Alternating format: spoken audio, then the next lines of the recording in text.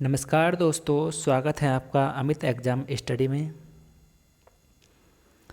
दोस्तों आ गई है आपके UP triple S C PET का दूसरा प्रैक्टिस सेट, जिसमें 100 क्वेश्चन होंगे और 100 के 100 क्वेश्चन आपके सिलेबस पर आधारित होंगे। जैसा कि आपके सिलेबस में जितने क्वेश्चन दिए गए हैं उसी प्रकार से ये सेट बने हुए हैं। सिलेबस के अनुसार ही हम चलेंगे और तब ही हम अपने इस मकसद में कामयाब हो पाएंगे कि हम अपने पैट के एग्ज़ाम में अच्छा सा परसेंटाइल और अच्छे मार्क्स ला सकें। तो दोस्तों बने रहिए हमारे चैनल के साथ। तो चैनल को सब्सक्राइब करेंगे, दोस्तों में ज़्यादा से ज़्यादा शेयर करेंगे। तो चलते हैं अपने पहले क्वेश्चन की तरफ। पहला क्वेश्चन है हमारा,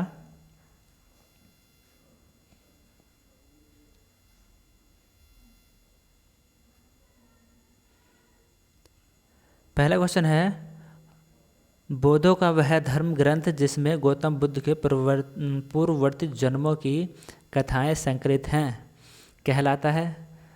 जीविक, जातक या विनय पिटक, उपरोक्त में से कोई नहीं। तो दोस्तों आपका पहले क्वेश्चन का सही जवाब हो जाएगा ऑप्शन बी, जातक। बौद्ध धर्म का जो धार्मिक ग्रंथ है वह जातक है, जिसमें गौतम बुद्ध के पूर्ववर्ती जन्मों की कथाएं संकलित हैं।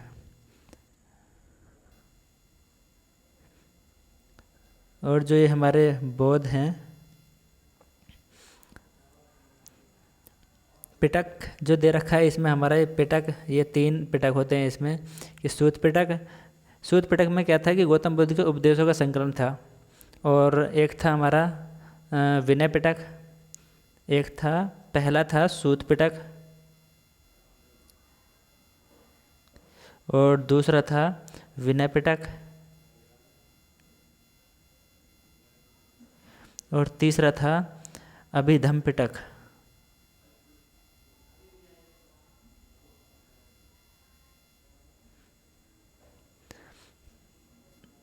तो सूत पिटक में जो था गौतम बुद्ध के उपदेशों का संकलन था और विनय पिटक में जो था इनके आचरण संबंधित विधि का संकलन था और अभिधम पिटक में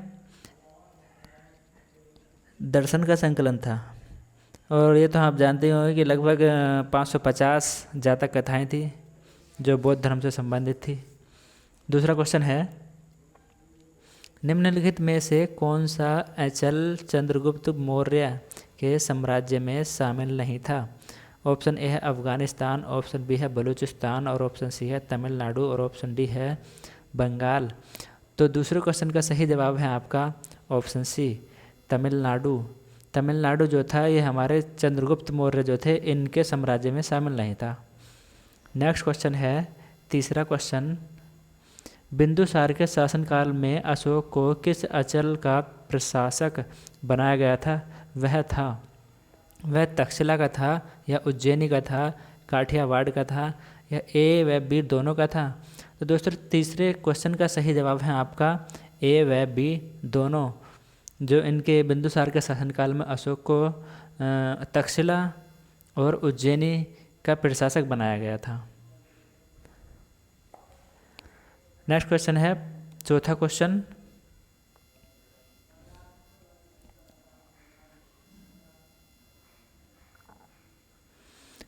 है पानीपत के प्रथम युद्ध में लोधी वंश का पतन हो गया तथा इनके परिणाम स्वरूप बाबर के नियंत्रण में एक बहुत बड़ा भूभाग आ गया। वह भूभाग फैला था। तो बताना है इसका सही जवाब कि वह भूभाग पंजाब से मुल्तान तक था या दिल्ली से आगरा तक था, बंगाल से बिहार तक था या सिंध से पंजाब तक था। तो चौथे क्वेश्चन का सही जवाब है आपका ऑप्शन बी, वह जो भूभाग था वह दिल्ली से आगरा तक था, क्योंकि इसी युद्ध के बाद जो यह युद्ध हुआ था हमारा 1526 में और 1526 से ही हमारे मुग़ल साम्राज्य की स्थापना हो गई थी। और मुग़ल साम्राज्य कहाँ पर था? यह दिल्ली में था। तो दिल्ली से हम इस क्वेश्चन का सही जवाब का अनुमान लगा लेंगे, अगर हमें नहीं भी पता है तो दिल्ली से आगरा तक फैला था। पांचवा क्वेश्चन है, माउंट आबू के दिलवाड़ा मंदिरों का निर्माण किसने करवाया? पाल शासकों ने, चंदेलों ने, सोलंकी ने और राष्ट्रकूटों ने। तो पाँचवें क्वेश्चन का सही जवाब है आपका ऑप्शन सी, सोलंकियों ने माउंट आबू के दिलवाड़ा मंदिरों का निर्माण कराया था। और दिलवाड़ा का जो मंदिर है वह जैनियों से संबंधित है, जैनियों से।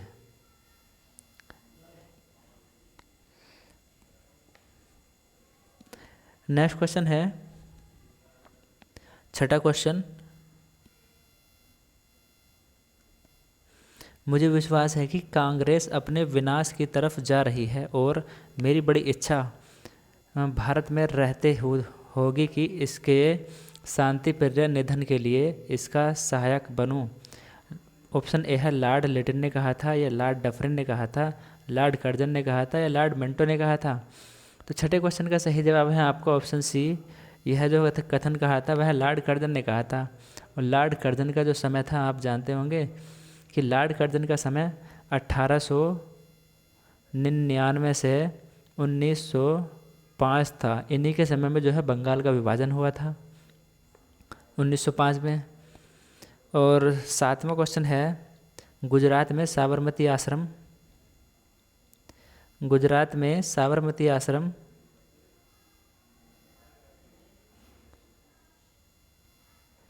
की स्थापना गांधी जी ने किस वर्ष की थी? 1916 में, या 1917 में, 1918 में, या 1929 में? तो साबरमती आश्रम की जो स्थापना की गई थी वह 1916 में की गई थी गांधी जी के द्वारा। क्योंकि गांधी जी ने गुजरात में अहमदाबाद ज़िले में साबरमती आश्रम की स्थापना की थी 1916 में। और फिर उन्होंने जो है दांडी मार्च भी निकाला था। तो वह दांडी मार्च भी साबरमती आश्रम से ही प्रारंभ करा था, जो 12 मार्च 1930 से शुरू हुआ था। और 6 अप्रैल को नमक सत्याग्रह के साथ सविनय अवज्ञा आंदोलन को भी शुरू करा था इन्होंने। और 1917 में इन्होंने जो है गांधी जी ने चंपारण सत्याग्रह चलाया था, वो बिहार में जाकर चलाया था। नेक्स्ट क्वेश्चन है भारतीय राष्ट्रीय कांग्रेस की स्थापना कब की गई थी? भारतीय राष्ट्रीय कांग्रेस की स्थापना, यह तो बहुत ही रिपीटेड क्वेश्चन है आपका, तो ये हो जाएगा 1885। और 1885 में जब इसकी स्थापना की गई थी तो यह स्थापना की गई थी गोकुलदास तेजपाल, इस तरीके से है कुछ उसका नाम, जो मुंबई में पड़ता है ये, जहाँ पर इसकी स्थापना की गई थी। ये था गोकुलदास तेजपाल संस्कृत विद्यालय। और इसकी स्थापना जो हुई थी 28 दिसंबर को हुई थी, 28 दिसंबर 1885 को। और 72 प्रतिनिधियों ने इसमें प्रथम बार भाग लिया था। और पहला जो अधिवेशन हुआ था वह मुंबई में हुआ था। तो नवा क्वेश्चन पढ़ लेंगे अब। किसके शासनकाल में भारत में अंग्रेजी शिक्षा प्रारंभ की गई थी? ऑप्शन ए है लॉर्ड विलियम केवेडिश बेंटिक और लॉर्ड हार्डिंग, या लॉर्ड मिंटो, या लॉर्ड डलहौजी। तो नवे क्वेश्चन का सही जवाब हो जाएगा आपका option A, Lord William Cavendish Bentinck ने। जो इनका गवर्नर, जब यह गवर्नर जनरल थे तो ये इनका शासनकाल था हमारा 1828 से और 1835 तक इनका शासनकाल रहा था, जब ये भारत के गवर्नर जनरल थे। नेक्स्ट क्वेश्चन है 10वां क्वेश्चन। 1919 में अखिल भारतीय खिलाफत सम्मेलन का अध्यक्ष किसे चुना गया था? खिलाफत सम्मेलन का अध्यक्ष किसे चुना गया था? ऑप्शन ए है महात्मा गांधी, और ऑप्शन बी है M.A. जिन्हा, ऑप्शन सी है शौकत अली, और ऑप्शन डी है मोहम्मद अली। तो 10वें क्वेश्चन का सही जवाब है आपका ऑप्शन ए, महात्मा गांधी। महात्मा गांधी को इस सम्मेलन का अध्यक्ष चुना गया था। 11वां क्वेश्चन, राष्ट्रीय जलमार्ग संख्या 1 जोड़ता है। तो राष्ट्रीय जलमार्ग संख्या जो जोड़ता है, हमारा सबसे पहला जलमार्ग जो है इलाहाबाद से हल्दिया था, इलाहाबाद से हल्दिया, जो हमारा यूपी में पड़ता है। और इस जलमार्ग को 1986 में राष्ट्रीय जलमार्ग संख्या 1 निर्धारित किया गया था। और इसकी जो लंबाई है वह, इसकी लंबाई जो है यह है 1600 20 किलोमीटर। नेक्स्ट क्वेश्चन है 12वां क्वेश्चन, दूध गंगा नदी कहाँ से प्रवाहित होती है? जम्मू कश्मीर से या हिमाचल प्रदेश से, उत्तराखंड से या पश्चिम बंगाल से? 12वें क्वेश्चन का सही जवाब है आपका ऑप्शन ए, जम्मू कश्मीर से दूध गंगा नदी प्रवाहित होती है। यह उत्तराखंड से होकर गंगा यमुना काली नदी प्रवाहित होती है।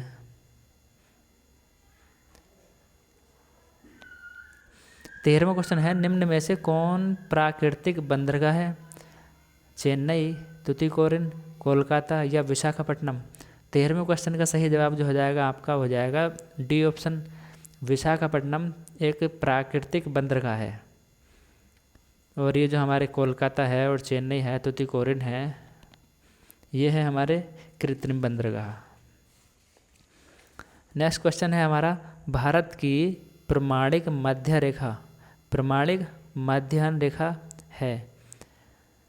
तो 14वें क्वेश्चन का जवाब बताना है आपको कि 87.30 डिग्री पूर्वी है या 85 डिग्री 30 डिग्री पूर्वी है या 84.30 डिग्री पूर्वी है या 82.30 डिग्री पूर्वी है।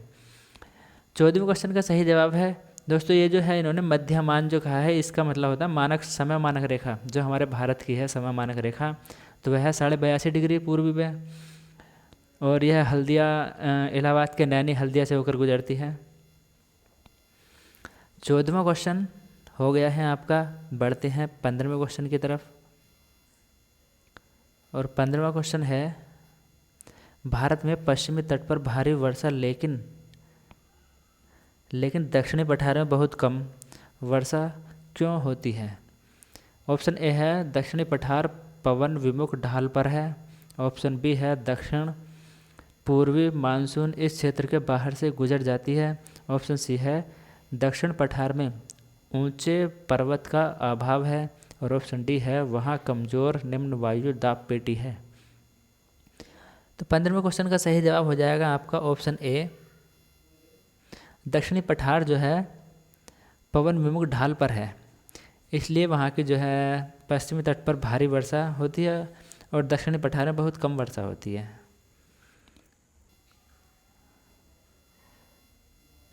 16वां क्वेश्चन है,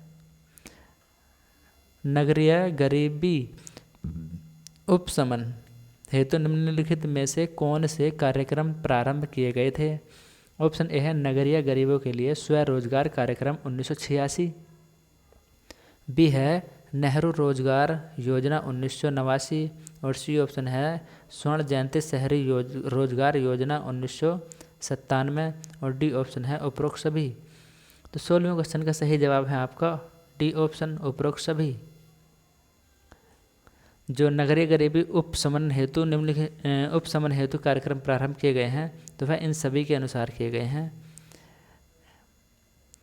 17वां क्वेश्चन है आपका,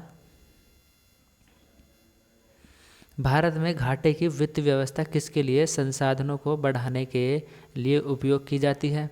ऑप्शन ए है आर्थिक विकास के लिए। ऑप्शन बी है सार्वजनिक आय और व्यय के बीच अंतर को कम करने के लिए। ऑप्शन सी है भुगतान शेष का समायोजन करने के लिए। और ऑप्शन डी है विदेशी ऋण कम करने के लिए। तो 17 का सही जवाब है आपका ऑप्शन बी, सार्वजनिक आय और व्यय के बीच अंतर को कम करने के लिए भारत में घाटे की वित्त व्यवस्था को संसाधनों में बढ़ाने के लिए उपयोग में की जाती है।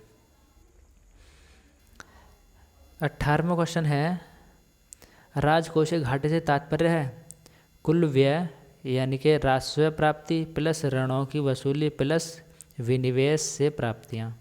और बी ऑप्शन है कुल व्यय माइनस कुल प्राप्तियाँ। और सी ऑप्शन है कुल व्यय यानी कि राजस्व प्राप्तियाँ प्लस विनिवेश से प्राप्तियाँ। और डी ऑप्शन है कुल व्यय विनिवेश से प्राप्तियाँ। 18वें क्वेश्चन का पहला जवाब है ऑप्शन ए, कुल व्यय माइनस कुल व्यय में से जो हमें घटाना है तो राजस्व प्राप्ति प्लस ऋणों की वसूली और ऋण प्लस विनिवेश प्राप्तियाँ, इन सब का योग जो है हम कुल व्यय से घटा देंगे तो राजकोषीय घाटा प्राप्त हो जाएगा। नेक्स्ट क्वेश्चन 19वां क्वेश्चन है, डिमांड ड्राफ्ट को क्रॉस क्यों किया जाता है? भुगतान बैंक खाते के द्वारा ही किया जा सके, या बी ऑप्शन है भुगतान तुरंत किया जा सके, और सी ऑप्शन है भुगतान काउंटर से किया जा सके, और डी ऑप्शन है उपरोक्त में से कोई नहीं। 19 का सही जवाब है आपका ऑप्शन ए, भुगतान बैंक खाते के द्वारा ही किया जा सके, इसलिए डिमांड ड्राफ्ट को क्रॉस किया जाता है। 20वां क्वेश्चन है, राज्य नियंत्रण उद्योगों को किस नाम से संबोधित किया जाता है? ऑप्शन ए है सार्वजनिक उपक्रम, और ऑप्शन बी है लोक उपक्रम, ऑप्शन सी है राजकीय उपक्रम, और ऑप्शन डी है इनमें से सभी। 20वें क्वेश्चन का सही जवाब आपका हो जाएगा ऑप्शन डी, यानी कि इनमें से सभी। सार्वजनिक उपक्रम भी और लोक उपक्रम भी और राजकीय उपक्रम भी राज्य नियंत्रण उद्योगों को संबोधित करता है। 21वां क्वेश्चन, भारतीय संविधान का संघीय स्वरूप किससे प्रभावित है? संघीय स्वरूप बताना है। संघीय स्वरूप तो संयुक्त राज्य अमेरिका से, कनाडा से, ऑस्ट्रेलिया से या आयरलैंड से। 21वें का सही जवाब है आपका ऑप्शन है ये है हमारे 1 या 3 या 4 या केवल 2 या 1 और 3। तो 21वें का सही जवाब है आपका ऑप्शन सी, केवल 2, यानी कि जो संघीय स्वरूप लिया गया है तो वह कनाडा से लिया गया है हम संविधान का। तो 22वां क्वेश्चन है, यदि राष्ट्रीय आपातकाल घोषित किया जाता है तो उसे प्रत्येक बाद संसद का अनुमोदन प्राप्त करना आवश्यक होता है। कितने वर्षों के बाद? 6 माह के, या 1 वर्ष के, 2 वर्ष के, या 3 वर्ष के? 22 का सही जवाब हो जाएगा आपका ऑप्शन ए, 6 वर्षों के बाद अनुमोदन प्राप्त करना आवश्यक होता है। भारतीय संविधान का 31B, कुछ अधिनियमों और विनियमों का मान्यकरण किससे संबंधित है? राज्य सरकार से, केंद्र सरकार से, राज्य नीति के निर्देशक सिद्धांत से, या भारतीय नागरिक के मौलिक अधिकार से? तो 23वें का सही जवाब है आपका ऑप्शन डी, जो हमारा 31B है, यह हमारे मौलिक अधिकारों से संबंधित है, क्योंकि मौलिक अधिकार जो है हमारे 12 से अनुच्छेद 12 से 35 तक हैं। तो ये हमारा दे रखा है 31B, इसलिए यह जो है भारतीय नागरिक के मौलिक अधिकारों से संबंधित हो जाएगा।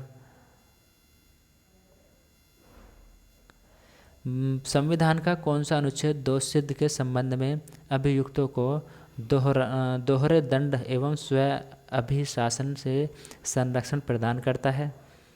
दोहरे शासन से अभियुक्तों को संविधान का कौन सा अनुच्छेद दोष सिद्धि के संबंध में अभियुक्तों को दोहरे दंड एवं स्व अभिशासन से संरक्षण प्रदान करता है? तो 24 का सही जवाब है आपका ऑप्शन डी, अनुच्छेद 20 दोष सिद्धि के संबंध में संरक्षण। क्वेश्चन को बहुत ही घुमा फिरा कर दिया गया है, तो ध्यान से पढ़ेंगे। 25वां, संसद और राज्य विधानमंडलों के चुनाव के संबंध में चुनाव याचिका के सामने दायर की जा सकती है? निर्वाचन आयोग के, सर्वोच्च न्यायालय के, उच्च न्यायालय के, राष्ट्रपति के? दोस्तों क्वेश्चन कह रहा है कि संसद और राज्य विधानमंडलों के चुनाव के संबंध में चुनाव याचिका किसके सामने दायर की जाती है? तो 25वें का सही जवाब है आपका ऑप्शन ए, क्योंकि चुनाव से संबंधित कोई भी याचिका है तो वह निर्वाचन आयोग में ही दायर की जाएगी। 26वां क्वेश्चन है, यदि कार्क और पत्थर के टुकड़ों को एक साथ बांधकर जल में तोला जाए तो दोनों ही सम्मिलित तौल पत्थर के टुकड़ों की जल में तौल से अधिक होगी या कम होगी, बराबर होगी या कुछ नहीं कहा जा सकता? तो ये फिजिक्स का आपका क्वेश्चन है 26वें का, तो ये हो जाएगा हमारा कि कम होगी। यदि कार्क और पत्थर के टुकड़े को एक साथ बांधकर जल में तौला जाए तो पत्थर के टुकड़े की जल में तौल से दोनों की तौल जो है पत्थर के टुकड़े की जल में तौल से कम होगी। नेक्स्ट क्वेश्चन है डीएनए में पाई जाती है ट्रायोज शर्करा, पेंटोज शर्करा, हेक्सोज शर्करा, ग्लूकोज शर्करा। 27वें क्वेश्चन का सही जवाब है आपका ऑप्शन बी, पेंटोज शर्करा। दोस्तों डीएनए जो होता है हमारा अनुवांशिक लक्षणों को एक पीढ़ी से दूसरी पीढ़ी में लेकर जाता है। मान लो जैसे किसी के माँ बाप अगर लंबे हैं तो उनका बच्चा भी लंबा होगा और उनके बच्चे का बच्चा भी लंबा ही होगा। तो ये जो होता है हमारा अनुवांशिक पीढ़ी के अनुसार होता है, डीएनए के अनुसार ही होता है। 28वां क्वेश्चन है अंतःकोशिकी पाचन से संबंधित कोशिकीय संरचना है। ऑप्शन ए है माइटोकॉन्ड्रिया, ऑप्शन बी है क्लोरोप्लास्ट और ऑप्शन सी है राइबोसोम और ऑप्शन डी है लाइसोसोम। 28 का सही जवाब है आपका ऑप्शन डी, लाइसोसोम। दोस्तों आपका जो प्रैक्टिस सेट है बिल्कुल जो हमारा सिलेबस है बिल्कुल उसी के अनुसार बना हुआ है। जो हार्मोन ऋतु के अनुसार प्रजनन करने वाले प्राणियों के नरों में गौण लैंगिक लक्षण उत्पन्न करता है वह है प्रोजेस्टेरॉन है या फॉलिकल उत्तेजक हार्मोन है या टेस्टोस्टेरॉन है या एस्ट्रोजन है। 29 का सही जवाब है आपका ऑप्शन सी, टेस्टोस्टेरॉन है। एक तत्व M का परमाणु क्रमांक 30 है तथा दूसरे तत्व N का परमाणु क्रमांक 15 है। M तथा N के संयोग से बने यौगिक का संभावित अणुसूत्र होगा। तो जो इन दोनों के योग से जो अणुसूत्र बनेगा वह बनेगा हमारा ऑप्शन डी, यानी कि M3 और N2।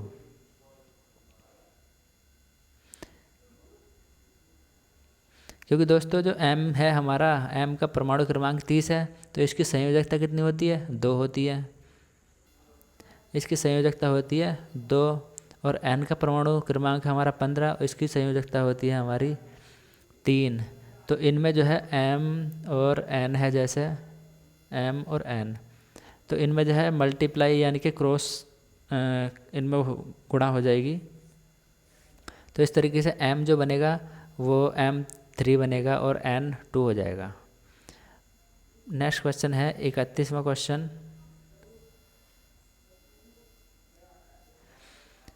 x की पावर 5 भाग x की पावर 4 का होल थ्राइज और भाग x को सरल कीजिए।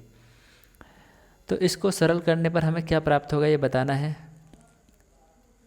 31वां क्वेश्चन, इसको कर लेंगे x की पावर है 5 और भाग x की पावर है 4 और इसके जो होल की पावर है 3 और इस सारे का जो बटे है हमारा वो है x।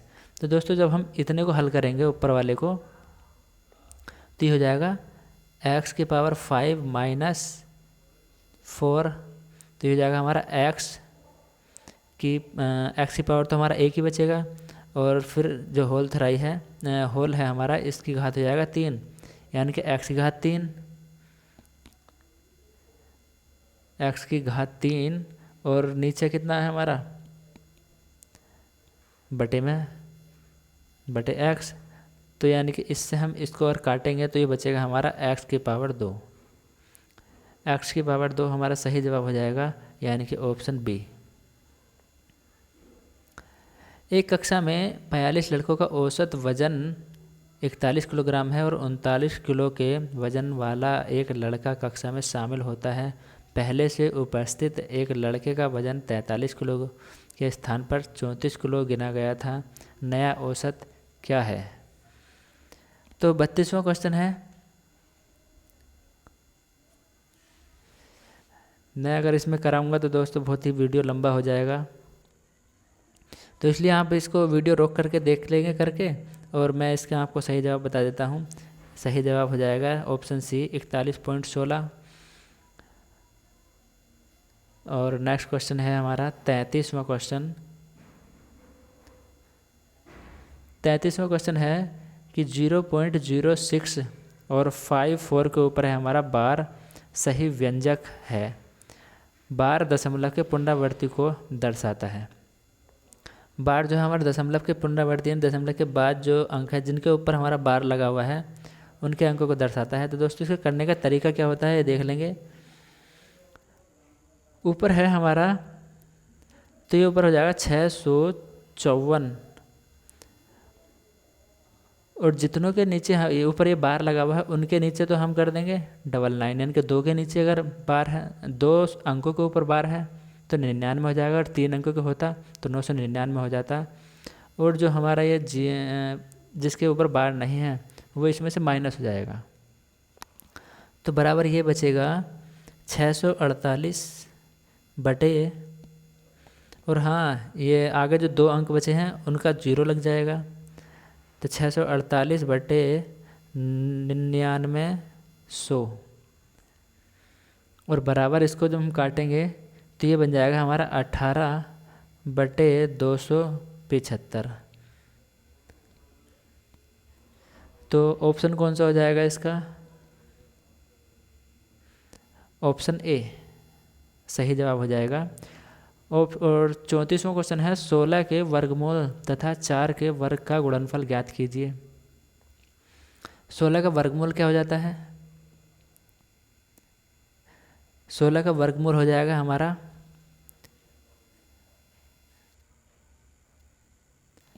16 का वर्गमूल हो जाएगा 4 और गुणा और 4 का वर्ग यानी कि 4 गुणा 4, तो इनकी गुणा कर देंगे 4 चौक 16 और 16 चौका 64 आ जाएगा। इसका सही जवाब बी ऑप्शन।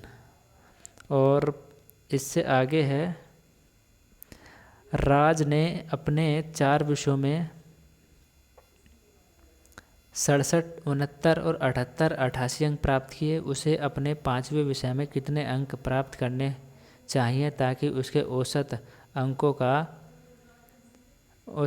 का अंक 80 हो जाए? तो दोस्तों इनको 4 विषय जो है दिए गए हैं, इन्हें हम जोड़ लेंगे। इनका योग कितना हो जाएगा? चारों अंकों का योग हो जाएगा हमारा 302, और 5वें विषय के जो अंक हैं इनको मान लेते हैं हम x। अब x को जोड़ देंगे तो अंक कितने बन जाते हैं हमारे? ये हमारे सारे अंक 5 और बराबर औसत कितना हो जाता है? 80। 5 की गुणा 80 में कर देंगे यानी कि 302 और प्लस x बराबर 80 की गुणा 5 में करेंगे तो यह बन जाएगा हमारा 400। अब x का मान निकाल देंगे तो 400 में से 302 घटा देंगे तो ये बच जाएगा हमारा कितना? x बराबर बच जाएगा 98। तो सही जवाब है आपका 98 यानी कि डी ऑप्शन।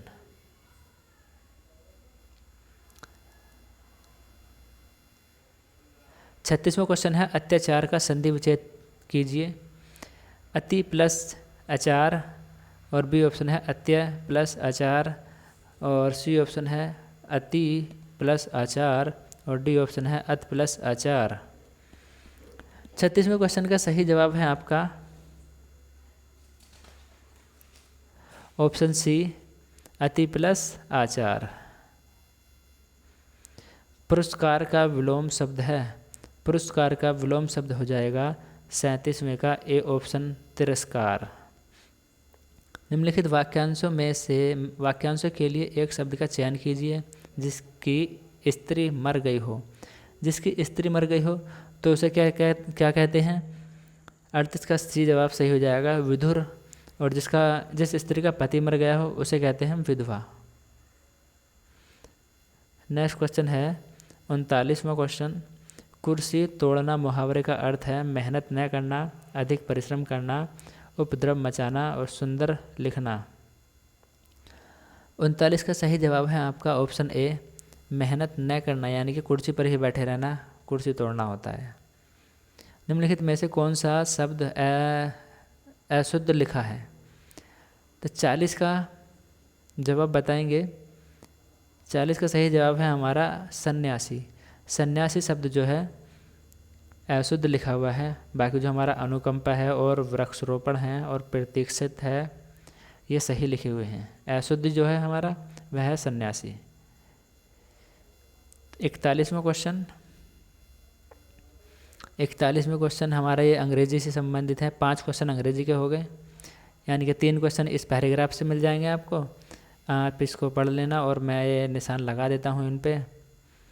41वें क्वेश्चन का सही जवाब हो जाएगा आपका ऑप्शन डी और 42वें क्वेश्चन का सही जवाब हो जाएगा ऑप्शन बी और 43वें क्वेश्चन का सही जवाब है आपका option A.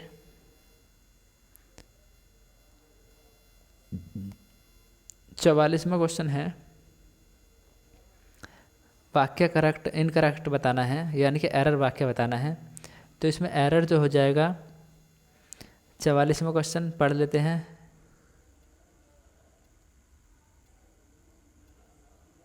The earthquake in Nepal has caused unexpected losses और सी है हमारा इसमें C portion for life and property और डी पोर्शन है इसमें हमारा नो एरर, यानी कि इसमें कोई गलती नहीं है।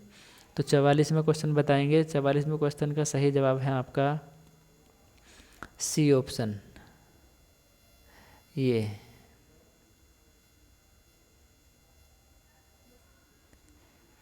45वां क्वेश्चन है दे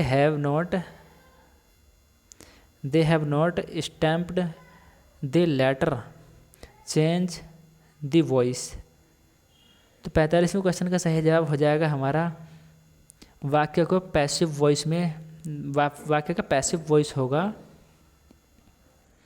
the letter has not been stamped. Option C बन जाता है इसका हमारा ये।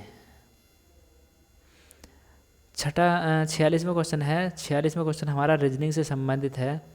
दोस्तों सारे क्वेश्चन सभी प्रकार के क्वेश्चन इस प्रैक्टिस सेट में हैं, यानी कि जो पूरा सिलेबस में है हमारा सिलेबस दिया हुआ है उसी के अनुसार ये प्रैक्टिस सेट है। अमित ने कहा कि यह लड़की मेरी माँ के पौत्र की पत्नी है। अमित का उस लड़की से क्या संबंध है? तो 46 का जवाब बताना है आपको। 46 का जवाब हो जाएगा इसका सुसर। यह अमित ने कहा कि यह लड़की मेरी माँ के पौत्र की पत्नी है। तो अमित का उस लड़की से क्या संबंध है? सुसर का संबंध हो जाएगा। 47वां क्वेश्चन है 39 विद्यार्थियों के कक्षा में सुरेश अशोक से 7 रैंक आगे है। यदि अशोक की रैंक अंत से 17वीं है तो सुरेश की आरंभ से कौन सी रैंक होगी? 47 का सही जवाब हो जाएगा आपका ऑप्शन सी 16वीं रैंक हो जाएगी सुरेश की। और 48 का सही जवाब है आपका 48वां क्वेश्चन है यह यदि निश्चित कूट में कॉटन को टोकनॉट की तरह लिखते हैं, यानी कि इनको उल्टा उल्टा लिख दिया गया है कि 3 शब्दों का संग्रह बना लेंगे इस तरीके से। ये हो जाएगा हमारे पहले वाले का। और फिर जो हमारा ये दिया गया है थॉट्स को, इसको भी इसी तरीके से बना लेंगे। तो इसका जो सही जवाब हो जाएगा 48 का ऑप्शन डी सही जवाब बन जाएगा।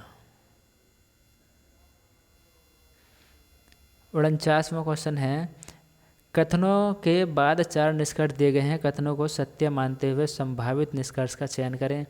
हमारी कक्षा से सभी विद्यार्थी तेज हैं। डब्बू तेज नहीं है। और निष्कर्ष है सभी विद्यार्थी तेज नहीं हैं। डब्बू को कड़ी मेहनत करनी चाहिए और जो तेज नहीं है वह विद्यार्थी ही नहीं है। और चौथा है डब्बू हमारी कक्षा का छात्र नहीं है। तो 49वें क्वेश्चन का सही जवाब है आपका ऑप्शन डी, यानी कि 4 सत्य है, केवल चौथा सत्य है कि डब्बू हमारी कक्षा का छात्र नहीं है। दोस्तों इसमें कथन में कहा गया कि हमारी कक्षा से सभी विद्यार्थी तेज हैं, डब्बू तेज नहीं है। डब्बू तेज नहीं है यानी कि इसका मतलब डब्बू जो है हमारी कक्षा का नहीं है।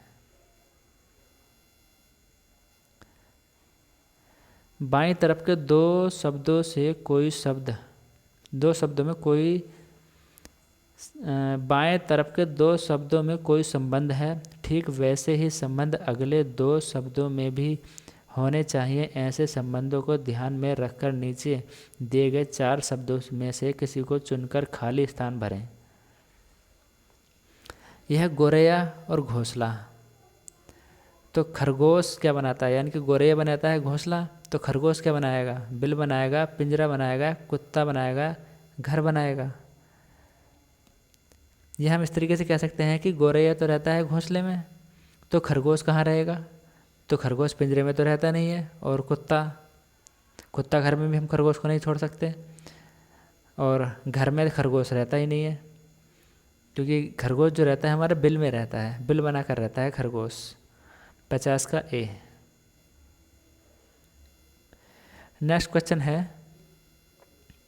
51वां क्वेश्चन, किस फुटबॉलर ने फुटबॉल इतिहास में ओवरऑल सबसे अधिक गोल करने के ब्राज़ील के महान फुटबॉलर पेले का रिकॉर्ड तोड़ दिया है? ऑप्शन ए है लियोनेल मेसी, और ऑप्शन बी है क्रिस्टियानो रोनाल्डो, ऑप्शन सी है जोसेफ बीकॉन, और ऑप्शन डी है रोमारियो। 51 का सही जवाब है आपका ऑप्शन बी, क्रिस्टियानो रोनाल्डो। और यह भी क्वेश्चन बन सकता है कि क्रिस्टियानो रोनाल्डो किस खेल से संबंधित है, तो ये हो जाएगा फुटबॉल से। और यही बन सकता है कि क्रिस्टियानो रोनाल्डो किस देश से संबंधित हैं, तो यह ऑप्शन आपके इसमें हो जाएगा। क्वेश्चन में लिखा हुआ है कि ब्राज़ील के महान फुटबॉलर, तो यह कहाँ के हैं, ब्राज़ील के। किस राज्य में पहला वन चिकित्सा केंद्र खोला गया है? 52वां का सही जवाब बताना है कि बिहार, कर्नाटक, पंजाब या उत्तराखंड। 52 का सही जवाब है आपका ऑप्शन डी, यानी कि उत्तराखंड राज्य में वन चिकित्सा केंद्र खोला गया है। 53वां, कोवैक्स पहले के तहत वैक्सीन प्राप्त करने वाला विश्व का पहला देश कौन बना है? बांग्लादेश, नाइजीरिया, घाना या ब्राज़ील। 53 का सही जवाब है आपका बी ऑप्शन, घाना।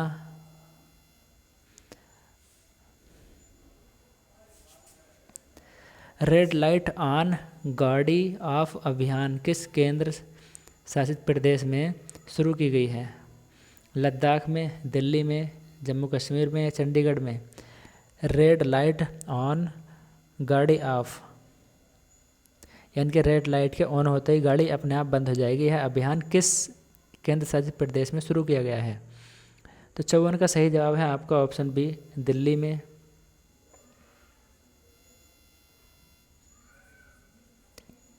55वां क्वेश्चन है किस संस्थान द्वारा वैश्विक हैकथॉन पुरस्कार आयोजित किया जाता है? कैम्ब्रिज विश्वविद्यालय द्वारा, नासा इनक्यूबेटर इनोवेशन प्रोग्राम के द्वारा, और सी ऑप्शन है ऑक्सफोर्ड विश्वविद्यालय द्वारा, और डी ऑप्शन है कैलिफोर्निया विश्वविद्यालय द्वारा। 55 का सही जवाब है आपका option B, NASA incubator innovation program के द्वारा। 56वां क्वेश्चन है कार्बन प्रोग्राम पर बिजली मंत्री द्वारा शुरू किए गए कार्यक्रम का नाम क्या है?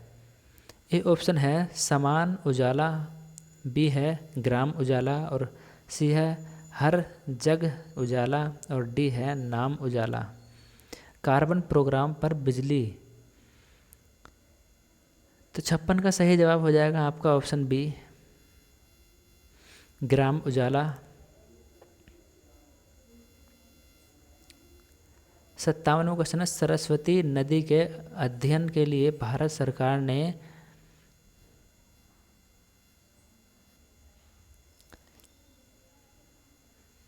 सरस्वती नदी के अध्ययन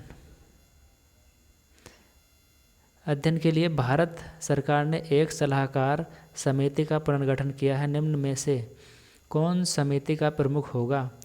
वसंत Sindhe, B R Mani, KN Dikshit, और डी ऑप्शन है प्रहलाद सिंह पटेल।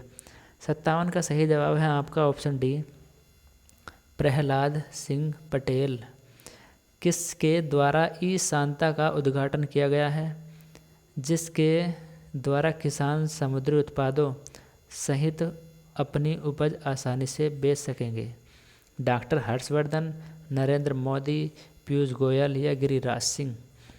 58 का सही जवाब है आपका ऑप्शन सी, पीयूष गोयल। 59, किस हवाई अड्डे ने नेट एनर्जी न्यूट्रल स्टेटस प्राप्त किया है? मुंबई, नई दिल्ली, बेंगलुरु या अहमदाबाद। 59 का सही जवाब है आपका ऑप्शन सी, बेंगलुरु राज्य ने नेट एनर्जी न्यूट्रल स्टेटस प्राप्त किया है। आज़ादी का अमृत महोत्सव कार्यक्रम के अंतर्गत किस विश्व धरोहर पर आधारित ऑनलाइन व्याख्यान माला का आयोजन किया गया है? भीमबेटका, लाल किला, आगरा का किला या सुंदरबन। 60वां क्वेश्चन का सही जवाब है आपका ऑप्शन ए, भीमबेटका। शहीद दिवस कब मनाया जाता है? तो शहीद दिवस बताना है आपको, रिपीटेड क्वेश्चन है ये तो। शहीद दिवस मनाया जाता है 30 जनवरी को, और यह 30 जनवरी को 1948 को नाथूराम गोडसे ने महात्मा गांधी की गोली मारकर हत्या कर दी गई थी, इसलिए इस तिथि को शहीद दिवस के रूप में मनाया जाता है। गुड अर्थ नामक पुस्तक किसकी रचना है? Pearl S Buck, Ernest Hemingway और लेविस कैरोल और जोनाथन स्विफ्ट। 62 का सही जवाब है आपका option A, Pearl S Buck. 63वां क्वेश्चन है, भारतीय रेयर अर्थर्स लिमिटेड का मुख्यालय कहाँ है? बेंगलुरु, हैदराबाद, दिल्ली या मुंबई।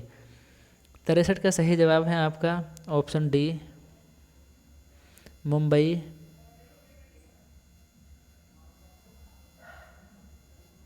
64वां क्वेश्चन है, पश्चिमी घाट को यूनेस्को के विश्व विरासत स्थल कब घोषित किया गया था? पश्चिमी घाट को। 64 का सही जवाब है आपका ऑप्शन सी, यानी कि 2012 में इसे विश्व विरासत स्थल घोषित किया गया था। और 65 है, संयुक्त पणिग्राही किस नृत्य से संबंधित है? संयुक्त पणिग्राही बताना है, तो यह है हमारा ओडिशा से संबंधित। कथकली केरल का है और मोहिनीअट्टम तमिलनाडु का है और घूमर जो है झारखंड और राजस्थान का है। 66वां क्वेश्चन है, विश्व व्यापार केंद्र न्यूयॉर्क का मुख्यालय वस्तुविद निम्नलिखित में से कौन था? 66 का सही जवाब है आपका ऑप्शन बी, मिनोरू यामासाकी।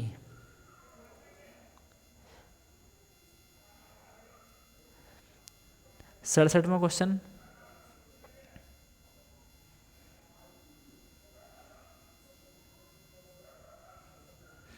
पीसो किस देश की मुद्रा है? पीसो बतानी है, तो 67 का सही जवाब है आपका ऑप्शन बी, पीसो मैक्सिको की मुद्रा है। जापान की है येन और दक्षिण कोरिया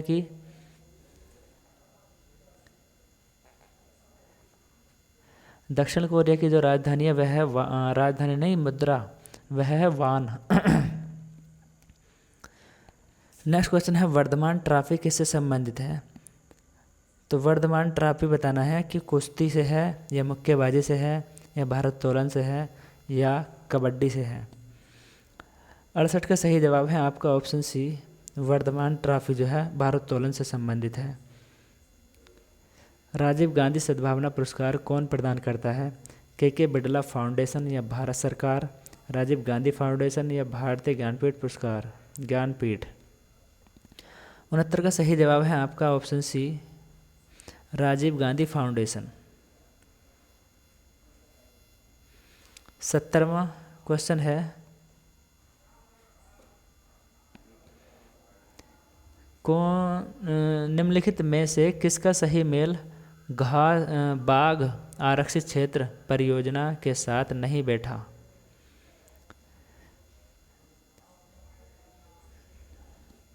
तो जो नहीं है वह बताना है।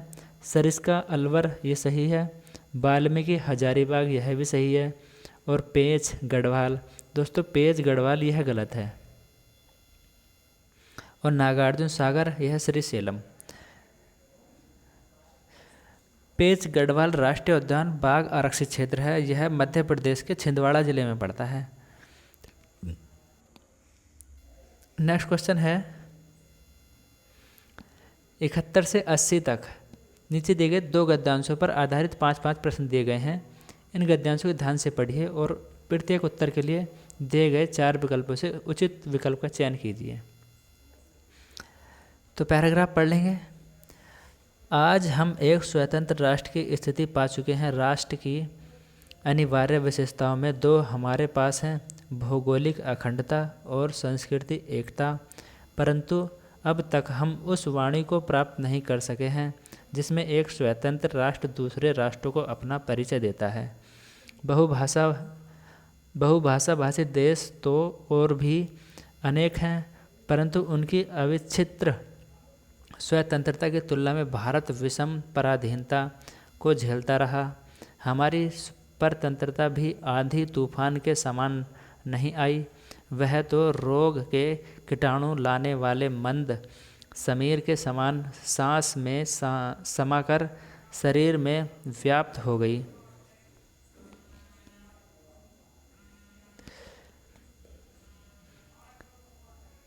हमें यह ऐतिहासिक सत्य भी विस्मृत हो गया कि कोई विजेता विजित देश पर राजनीतिक प्रभुत्व पाकर भी संतुष्ट नहीं होता है,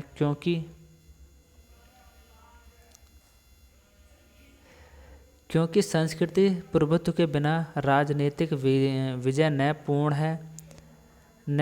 है न स्थायी। घटनाएं संस्कारों में चिर जीवन पाती हैं और संस्कार के अक्षय वाहक शिक्षा, साहित्य, कला आदि हैं। दीर्घकाल से विदेशी भाषा हमारे विचार विनिमय और शिक्षा का माध्यम ही नहीं रही, वह हमारे विद्वान और संस्कृत होने का प्रमाण भी मानी जाती रही हैं। ऐसी स्थिति में यदि हम में से अनेक उसके अभाव में जीवित रहने की कल्पना से सिहर उठते हैं तो आश्चर्य की बात नहीं। पर रोग की स्थिति को स्थायी मानकर तो चिकित्सा संभव नहीं होती।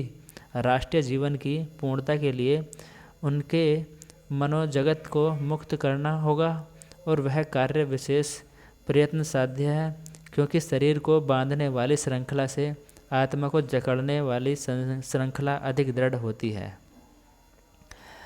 71वां क्वेश्चन है इसका। इस अनुच्छेद का सर्वाधिक उपयुक्त शीर्षक है राष्ट्रभाषा हिंदी का विकास, बहुभाषी देश और हिंदी और स्वतंत्र राष्ट्र की राष्ट्रभाषा। या डी ऑप्शन है स्वतंत्र भारत और राष्ट्रभाषा। तो 71 का सही जवाब है आपका ऑप्शन सी, स्वतंत्र राष्ट्र की राष्ट्रभाषा। 72वां है हमारे राष्ट्र में राष्ट्रभाषा के रूप में प्रतिष्ठित न हो सकने का प्रमुख कारण यह है कि यहाँ विभिन्न भाषाओं को महत्व दिया गया है। यह दीर्घकाल पर तक पराधीन रहे।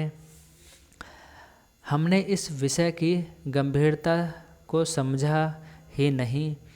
और डी ऑप्शन है हमने इस विषय की तुलना में भौगोलिक अखंडता को अधिक महत्व दिया है।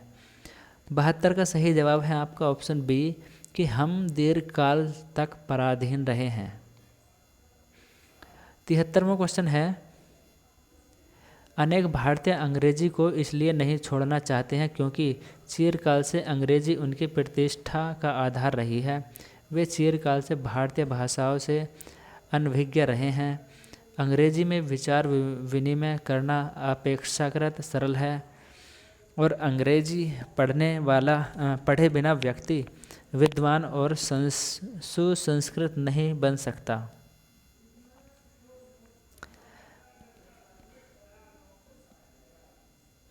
तो 73 का सही जवाब है आपका ऑप्शन ए, चिरकाल से अंग्रेजी उनकी प्रतिष्ठा की आधार रही है। नेक्स्ट क्वेश्चन है 74वां क्वेश्चन। पराधीनता की सबसे बड़ी हानि यह है कि पराधीन जाति सर्वथा संस्कारहीन होती जाती है। देश की शिक्षा का माध्यम विदेशी भाषा हो जाता है और यह देश की राजनीतिक प्रभुसत्ता समाप्त हो जाती है। जाति की सांस्कृतिक विरासत को भी विजेता नष्ट कर देता है।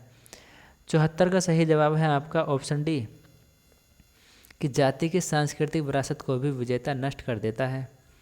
राष्ट्र जीवन की पूर्णता के लिए आवश्यक है। ऑप्शन ए है नागरिकों को विदेशी भाषा की मानसिकता से मुक्त करना, नागरिकों को मानसिक और आध्यात्मिक श्रृंखलाओं से मुक्त करना, नागरिकों की सांस्कृतिक चेतना को पुनर्जीवित करना और प्रयत्नपूर्वक लोगों को विशिष्ट कार्य में नियुक्त करना।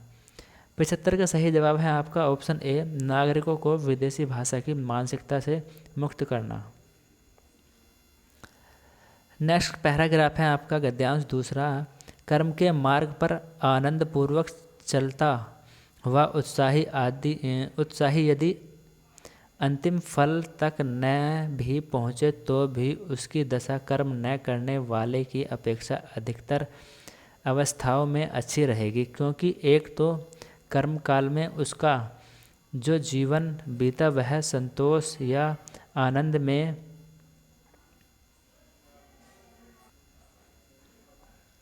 क्योंकि एक तो कर्म काल में उसका जो जीवन बीता वह संतोष या आनंद में बीता। उसके उपरांत फल की अप्राप्ति पर भी उसे यह पछतावा न रहा कि मैंने प्रयत्न नहीं किया। फल पहले से कोई बना बनाया पदार्थ नहीं होता। अनुकूल प्रयत्न कर्म के अनुसार उसके एक एक अंग की योजना होती है। बुद्धि द्वारा पूर्ण रूप से निश्चित की हुई व्यापार परंपरा का नाम ही प्रयत्न है। किसी मनुष्य के घर का कोई प्राणी बीमार है, वह वेदों के यहाँ से जब तक औषधि लाकर रोगी को देता जाता है और इधर उधर दौड़ धूप करता है, तब तक उसके चित्त में जो संतोष रहता है, प्रत्येक नए उपचार के साथ जो आनंद का उन्मोष होता रहता है, उसे यह उसे कदापि न प्राप्त होता। यदि वह रोता हुआ बैठा रहता प्रयत्न की अवस्था में, उसके जीवन का जितना अंश संतोष, आशा और उत्साह में बीता, अप्रयत्न की दशा में उतना ही अंश केवल शोक और दुख में कटता। इसके अतिरिक्त रोगी के न अच्छा होने की दशा में भी व्यय आत्मग्लानि के उस कठोर दुख से बचा रहेगा जो उसे जीवन भर यह सोच कर होता कि मैंने पूरा प्रयत्न नहीं किया। कर्म में आनंद अनुभव करने वालों ही का नाम कर्मण्य है। धर्म और उदारता के उच्च कर्मों के विधान में ही एक ऐसा दिव्य आनंद भरा रहता है कि कर्ता को वे कर्म की फलस्वरूप लगते हैं। अत्याचार का दमन और क्लेश का समन करते हुए चित्त में जो उल्लास और तुष्टि होती है, वही लोकोपकारी कर्मवीर का सच्चा सुख है। उसके लिए सुख तब तक के लिए रुका नहीं रहता जब तक कि फल प्राप्त न हो जाए, बल्कि उसी समय से थोड़ा थोड़ा करके मिलने लगा है जब से वह कर्म की ओर हाथ बढ़ाता है। 76वां क्वेश्चन है, लेखक के अनुसार कर्म काल में व्यक्ति का जीवन कैसा होता है? व्यस्त, परिश्रमपूर्ण या विश्रांत, संतोष या आनंदपूर्ण? 76 का सही जवाब है आपका ऑप्शन डी, संतोष या आनंदपूर्ण। और 77 है, असफलता की दशा में कर्मठ अभिव्यक्ति को पछतावा क्यों नहीं होता? वह भविष्य में सफलता के प्रति आशान्वित रहता है। उसे अपने किए हुए कार्य में कमियों का ज्ञान हो जाता है उसे यह पछतावा नहीं रहता कि मैंने प्रयत्न नहीं किया। वह जानता है कि प्रयत्न मन लगाकर नहीं किया जाता। 77 का सही जवाब है आपका ऑप्शन सी, उसे यह पछतावा नहीं रहता कि मैंने प्रयत्न नहीं किया। 78वां क्वेश्चन है, लेखक के अनुसार प्रयत्न किसे कहते हैं? तो किसी कार्य को करने के लिए किए गए शारीरिक परिश्रम को प्रयत्न कहते हैं। बुद्धि द्वारा पूर्ण रूप से निश्चित की हुई व्यापार परंपरा को प्रयत्न कहते हैं। किसी भी कार्य सिद्धि के लिए की गई कामना को प्रयत्न कहते हैं। किसी भी कार्य सिद्धि के लिए किए गए वैचारिक श्रम को प्रयत्न कहते हैं। 78 का सही जवाब है आपका ऑप्शन बी, कि बुद्धि द्वारा पूर्ण रूप से निश्चित की हुई व्यापार परंपरा को प्रयत्न कहते हैं। 79वां क्वेश्चन है, लोकोपकारी कर्मवीर का सच्चा सुख क्या है? ऑप्शन ए है, उसे सम्मान मिलता है। सत्कर्मों से चित्त को उत्साह और संतुष्टि मिलती है। सी ऑप्शन है, लोग उसका गुणगान करते हैं। और डी ऑप्शन है, उसे धन, यश और प्रतिष्ठा मिलती है। तो 79 का सही जवाब है आपका ऑप्शन बी, सत्कर्मों से चित्त को उत्साह और संतुष्टि मिलती है। 80वां क्वेश्चन है आपका, उपरोक्त गद्यांश का सर्वाधिक उपरोक्त शीर्षक कौन सा है? कर्म का महत्व, कर्म और उत्साह, सत्कर्म का सुख, कर्मवीर। 80 का सही जवाब है आपका ऑप्शन सी, सत्कर्म का सुख। तो नेक्स्ट क्वेश्चन है आपका पाई चार्ट पर आधारित, आप इसको देख लेंगे और हल करेंगे। मैं आपको निशान लगवा देता हूँ। 81 का सही जवाब है आपका ऑप्शन डी। और 82 का सही जवाब है ऑप्शन डी। 83 का सही जवाब है ऑप्शन डी। और 84 का सही जवाब है आपका ऑप्शन डी। और 85 का सही जवाब है आपका ऑप्शन बी। दोस्तों, करवाने को तो मैं भी करवा दूं, लेकिन समय ज़्यादा हो जाएगा, वीडियो भी लंबा हो जाएगा, इसलिए आप इनको वीडियो रोककर देखकर और कर लेंगे।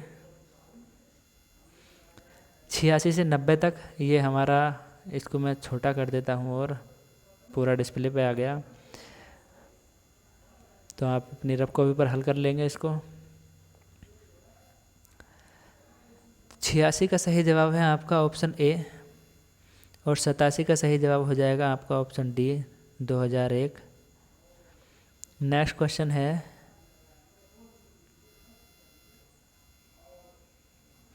88 का सही जवाब है आपका ऑप्शन बी। और 89 का सही जवाब है आपका ऑप्शन सी। 90 का सही जवाब हो जाएगा आपका ऑप्शन ए। 90 से 95 देखते हैं।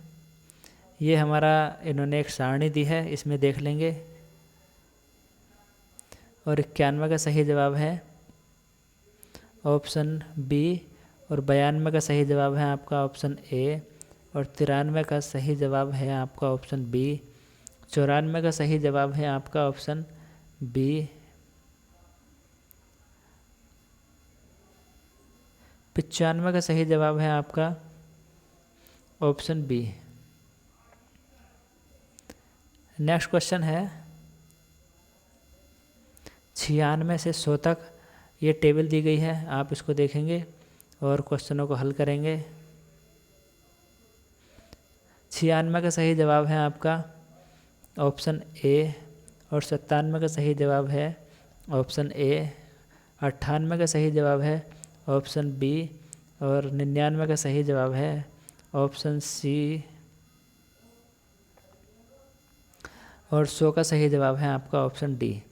तो दोस्तों, कमेंट्स करके बताएंगे कि वीडियो कैसा लगा। और ऐसे ही प्रैक्टिस सेट यानी कि पैट के जो आने वाले प्रैक्टिस सेट है हमारे, उनको पढ़ने के लिए और वनडे एग्ज़ाम की तैयारी करने के लिए, जीएस एवं जीके की तैयारी करने के लिए आप हमारे चैनल को सब्सक्राइब कर सकते हैं और दोस्तों में ज़्यादा से ज़्यादा शेयर कर सकते हैं। Thanks for watching.